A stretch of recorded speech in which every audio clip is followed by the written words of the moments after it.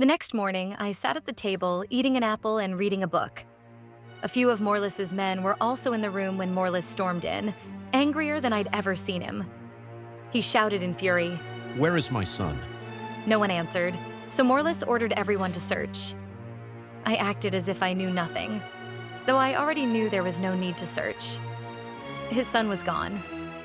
I was sent back to the House of the Wolves to check there, but of course he wasn't there. At least I got to see Noah again. The moment our eyes met, I realized that I might be his soulmate, but I was also convinced I was bad for him. In the days that followed, we occasionally searched for Steve, but mostly returned to our usual business. We didn't have much of a choice.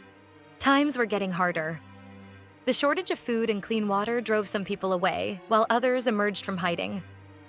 It got to the point where if you encountered someone from another group on the streets, you had to kill or attack them first, or they'd do it to you.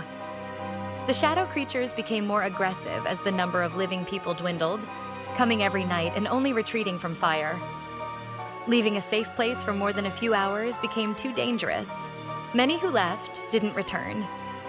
Morlis's house, like every other in the city, was on the brink of being lost. A huge storm rolled in, extinguishing all the fires outside, and the shadows overran the streets. That night, Morlis's house was overrun in less than an hour.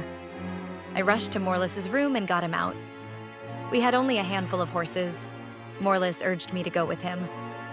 But I smiled, shook my head and replied, "I'm a big girl. We'll see each other again." Morlis, his daughters, and the other two members of the inner circle wished me well and rode away. I managed to slip out of the house without being seen. Then I ran out into the storm and out of the city. I didn't sleep that night. The next day, I returned to the city after the storm had passed. I searched for anything salvageable. Morlis's house was gone, completely burned down. I worried about the wolves and checked their house too, but it was destroyed and empty. I found a cross necklace on the floor and put it in my pocket. Days passed. I was still in LA, hiding. I heard shouting. I checked and saw a group of armed men surrounded by cheering people. In the middle, I saw him, Noah.